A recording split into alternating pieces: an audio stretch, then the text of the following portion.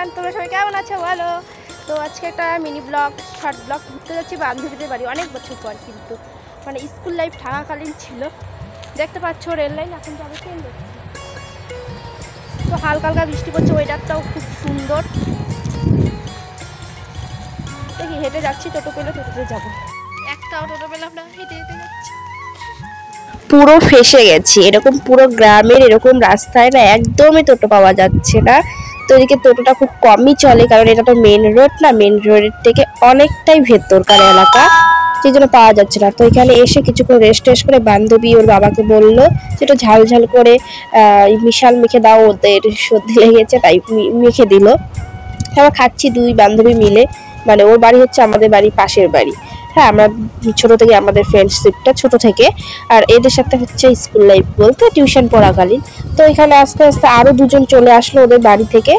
তারপর এখানে ফুচকা খাচ্ছি সবাই মিলে একসাথে, মানে যে বান্ধবীটার বাড়িতে গেলাম ওর বাবা তো ফুচকা বিক্রি করে, বিশাল মানে আরও অনেক কিছু করে, তো ফ্রিতে খাওয়া হয়ে যাচ্ছে, বেশ ভালোই লাগছিল। তো এই ফুচকাটা খাওয়াই হয়ে গেছিলো আমার কাল পর্যন্ত। তারপর থেকে আরও শরীরে জ্বর ঠর মানে অনেক কিছু, আরও খারাপ পরিস্থিতি হয়ে গেছে আমার।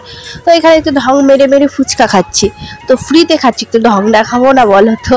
আর ওরা সবাই হাসতে, কারণ ওরা কেউই ভিডিওর সাথে যুক্ত না, মানে শুধুমাত্র আমি একাই এই ভিডিও ব্লগ হাবিজাবি রিলস এসব করি। ওরা সবাই মানে মোবাইল চালালেও এই ভিডিও থেকে অনেকটা ডিস্টেন্স, যে কারণে ওরা আমার ভিডিওতে ব্লগে মুখটা পর্যন্ত দেখা ছিল না। পরে ওই বান্ধবীটার বাড়ি থেকে টোটোটি করে আরেকটা বান্ধবীর বাড়িতে গেলাম, ওখানে চার কি ওগুলোকে খাস্তা না নিমকি কি বলে জানি না, দিয়ে দিল। তারপরে একটুখানি ওদের বাড়ির পাশের ব্রিজটাই ঘুরতে গেলাম।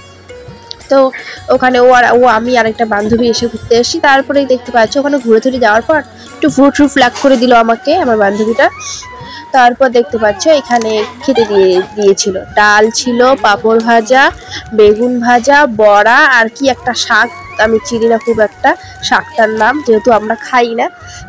তারপর দেখতে পাচ্ছ এমন অবস্থা, ওখান থেকে টোটো করে ওই আরেকটা যেই বান্ধবীর বাড়িতে প্রথম গেছিলাম ওখান পর্যন্ত নামিয়ে দেওয়ার পর আর বাড়িতে ফেরার জন্য আর একটাও টোটো পাচ্ছিলাম না। তো যে যতদূর তাও যাওয়ার সময় অ্যাডজাস্ট করে নিয়েছি, হেঁটে হেঁটে। দিনের বেলা রাতের বেলা যে ভয় লাগছে, এমনি গ্রামের রাস্তা, মানে কি বলবো, অভিজ্ঞতা খুব ভয়ঙ্কর ছিল। ঠান্ডা হাওয়া দিচ্ছিল, রাস্তা একদম নিঝাম, রেল লাইন, তাহলে ভাবো কতটা খারাপ পরিস্থিতিতে পড়েছিলাম দুটো মেয়ে আমি। তারপর এখানে দেখছি ট্রেনটা যাচ্ছে, তাই একটু ভিডিও করলাম। তাহলে ভাবো কি পরিমাণ অন্ধকার করে, তার কতটা পরিস্থিতি খারাপে পড়েছিলাম। বাড়িতে এসে খুব বকা খেয়েছি, মানে দিনকালের অবস্থা তো জানোই খারাপ। তো কেমন লাগলো ব্লগটা, এতটুকুই, টাটা।